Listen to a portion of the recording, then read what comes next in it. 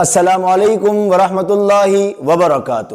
Great personalities عظیم شخصیات series میں آپ کا استقبال ہے۔ جیسا کہ ہم نے ایپیسوڈ نمبر 2 میں ڈسکس کیا تھا کہ ہمارے مومن سماج کا جو دوسرا دور ہے اس کی شروعات سید پیر مشائخ رحمہ اللہ سے ہوتی ہے، اور سید پیر مشائخ کے بعد ان کے ایک بیٹے عبداللہ، جنہوں نے سید پیر مشائخ رحمہ اللہ کے جیسا اس مومن برادری میں خوب کام کیا۔ اس کے بعد سمجھتے ہیں کہ اس مومن برادری کا تیسرا دور کہاں سے شروع ہوتا ہے۔ تیسرے دور کی شروعات سے پہلے ہم سمجھتے ہیں کہ مومن برادری کی کیا حالت تھی۔ حالت بہت عجیب و غریب تھی، نازک تھی۔ آپ کو بھی حیرت ہوگی کہ کیا ہماری حالت مولانا نذیر میاں صاحب رحمہ اللہ کے آنے سے پہلے ایسی خراب اور ایسی خطرناک تھی؟ اس کو ذرا ہم سمجھتے ہیں۔ لیکن ایسی خراب حالت میں بھی مومن سماج دو چیزوں کو بہت مضبوطی سے پکڑ رکھا تھا۔ نمبر 1، سید پیر مشائخ کی جو کتابیں تھیں، یہ مومن سماج نے ان کتابوں کو بہت اپنے سینے سے لگایا تھا۔ محلے محلے میں، گھر گھر میں سید پیر مشائخ کی کتابوں کی تعلیم ہوتی تھی، جس تعلیم کرنے والے کو بیانی کہا جاتا تھا۔ یہ اور بات ہے کہ عمل کے اعتبار سے لوگوں کی زندگیاں ان کتابوں سے بالکل ہٹی ہوئی تھی، اس لیے کہ ان کتابوں کو صرف پڑھا جاتا تھا، نہ پڑھنے والا سمجھتا تھا نہ سننے والے سمجھتے تھے۔ تو ایک، پیر مشائخ کی کتابوں کو بہت پکڑا ہوا تھا۔ دوسرا، پیر مشائخ کے خاندان میں جو پیر آتے تھے، سید پیر مشائخ کے خاندان میں جو پیر آتے تھے، ان پیروں کی یہ قوم بڑی قدر کرتی تھی۔ وہ یہ سمجھتی تھی کہ یہ بزرگوں کی اولاد ہیں، یہ پیر ہیں، لہذا وہ جیسے بھی پیر تھے، لیکن لوگ ان کو حقیقت میں اپنا پیر مانتے تھے، اور وہ جیسا کہتے تھے لوگ ایسا کرتے تھے۔ مومن سماج کی حالت ہر اینگل سے بہت خراب تھی۔ نمبر 1، دینی اعتبار سے یہ مومن سماج دینی اعتبار سے بھی بہت ابتر اور بہت قسم پرسی کی حالت میں تھا۔ جہالت عام تھی، بدعت عام تھی۔ کیا مومن سماج کے نظریات تھے، اس کو ہم ذرا آگے سمجھتے ہیں۔ آپ کو تھوڑا ہنسی بھی آئے گی اور آپ کو تھوڑا تعجب اور تھوڑا دکھ بھی ہوگا۔ دوسرا، معاشی اعتبار یعنی اکنامکلی، پیسوں کے اعتبار سے بھی یہ قوم کی حالت بہت خراب تھی۔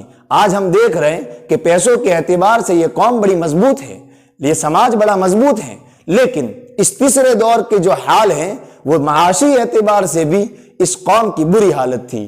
نمبر 3، سیاسی اعتبار یعنی پولیٹکس کے اعتبار سے بھی اس قوم کی حالت بہت خراب تھی۔ اس کو ذرا سمجھتے ہیں۔ سب سے پہلے لیتے ہیں دینی اعتبار سے، شریعت کے اعتبار سے کیا کیا نظریات تھے۔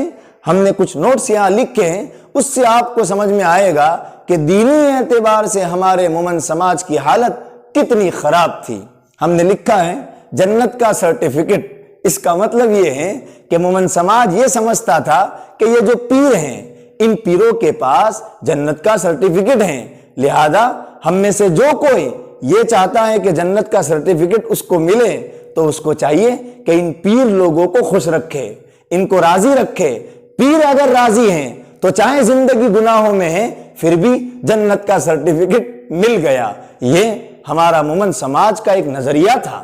دوسرا، ہم نے لکھا ہے نیا قبرستان۔ اس کا مطلب یہ ہے کہ جو بھی قبرستان نیا ہوتا، جب تک پیر صاحب کے قدم اس میں نہ پڑتے تب تک اس قبرستان میں کسی کو دفن کرنے کی اجازت نہیں تھی، اور اگر کسی کو دفن کر دیا گیا تو لوگ یہ سمجھتے تھے کہ اس کی مغفرت شاید نہیں ہوگی، اس لیے کہ پیر صاحب کے قدم سے پہلے انہوں نے میت کو دفن کر دیا ہے۔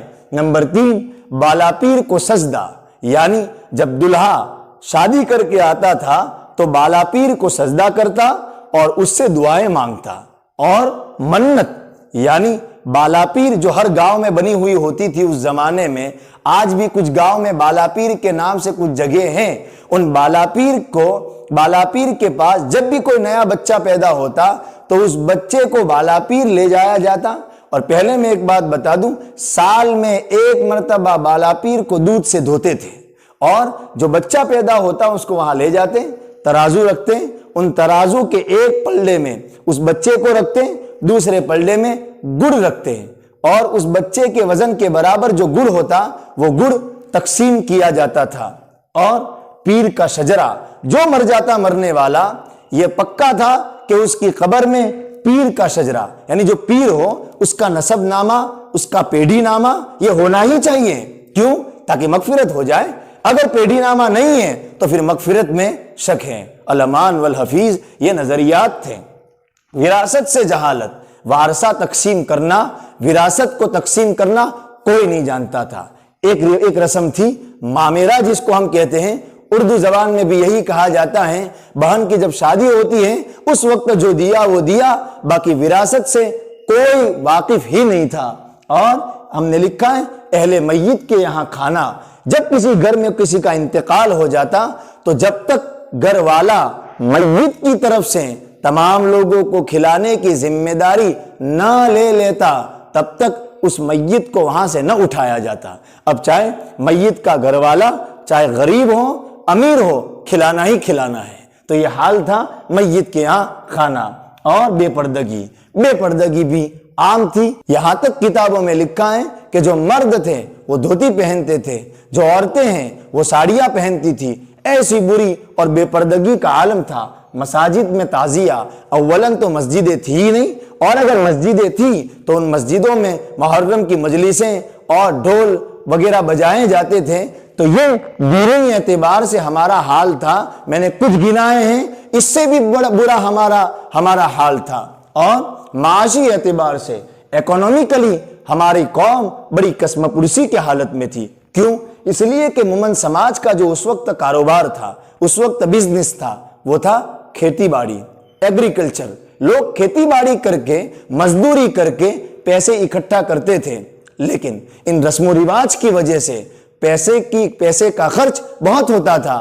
اب پیسے کی انکم کم ہے، خرچ زیادہ ہیں، تو لوگ اس وقت مومن سماج کے کیا کرتے تھے؟ بنیوں کے پاس جاتے تھے۔ ہم نے لکھا ہے بنیوں سے قرض، بنیوں کے پاس جاتے تھے اور ان سے قرض مانگتے تھے۔ اب یہ بنیے تو بنیے ہی ہیں، کیا کرتے تھے؟ اس مومن سماج کے لوگوں سے مزدوری کرواتے تھے، کام کرواتے تھے، اور پھر ان کو قرض دیتے تھے۔ لیکن یہ قرض سود کی بنا پر ہوتا تھا، انٹرسٹ کی بنا پر ہوتا تھا، اور اتنا انٹرسٹ ہوتا تھا کہ یہ لوگ چکا ہی نہیں پاتے تھے۔ اور پھر کیا ہوتا تھا؟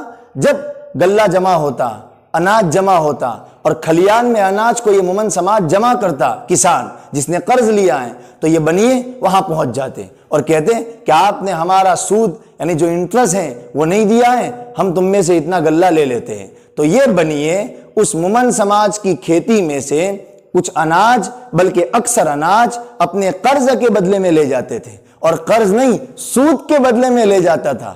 قرض تو ابھی چکانے کا باقی ہے، نسل در نسل یہ قرض چلتا تھا، اس لیے کہ سود جہاں آ جاتا ہے وہاں تباہی آ جاتی ہے۔ تو اصل پیسہ تو چکانے سے رہا، سود چکانے میں بیچاروں کی حالت بڑی خراب ہو جاتی تھی، اور یہ ان سے بھیک مانگ کر کے اپنے بچوں کے لیے کچھ غلہ بچاتا تھا کہ میرے بچوں کے لیے دے دو تھوڑا بہت، باقی لے جاؤ۔ یہ ہمارے قوم کی معاشی اعتبار سے بہت بری حالت تھی۔ سیاسی، اب ظاہر بات ہے دینی اینگل سے جو قوم پیچھے ہو، اکنامک کے اعتبار سے جو قوم پیچھے ہو، وہ پولیٹی کے اعتبار سے بھی پیچھے ہوگی۔ پالنپور کے نوابوں کا راج تھا، ظلم کرتے تھے عجیب و غریب طریقے سے، اور پالنپور کے جو اطراف میں جو دیہات ہیں، جو گاؤں ہیں، ان گاؤں میں ان نوابوں کے ملازمین تھے، ان کے طے کیے ہوئے لوگ تھے، پھر وہ گاؤں والوں پر شدید طریقے سے ظلم کرتے تھے۔ تو راج اس وقت چل رہا تھا پالنپور کے نوابوں کا، جو بڑے عیاش تھے، بڑے عیار تھے، لوگوں سے خون کی کمائی وہ لیتے تھے۔ اور دوسری بات، ان تمام حالات کے ساتھ ساتھ شیعیت کو پھیلانے کی خوب کوشش کی جا رہی تھی۔ تو ہر اینگل سے، اور پیر پر تو اتنا خرچ کیا جاتا تھا کہ باقاعدہ لوگوں پر، مومن سماج کے ایک ایک آدمی پر ٹیکس لگایا جاتا تھا کہ آپ کو اپنی انکم میں سے 2 روپے پیر کے لیے خرچ کرنے کے لیے دینے ہیں۔ اور پیر اپنی اولادوں کی شادی میں، اپنے خود کے جلسوں اور جلوس میں ہزاروں روپے خرچ کرتے تھے۔ کس سے وصول کر کے؟ اسی مومن سماج کے لوگوں سے وصول کر کے یہ پیر لوگ عیاشی کرتے تھے۔ یہ تیسرے دور کی شروعات سے پہلے ہمارے مومن سماج کی کتنی گئی گزری حالت ہے، آپ سمجھ سکتے ہیں۔ اب اس کے بعد اللہ نے ایسے حالات میں کس کو کھڑا کیا؟ کون رحمت کا بادل بن کر کے آیا اور برسا، جس کی وجہ سے یہ علاقہ پالنپور چمک اٹھا، اس کو انشاءاللہ نیکسٹ کلاس میں ڈسکس کریں گے۔ السلام علیکم ورحمۃ اللہ وبرکاتہ۔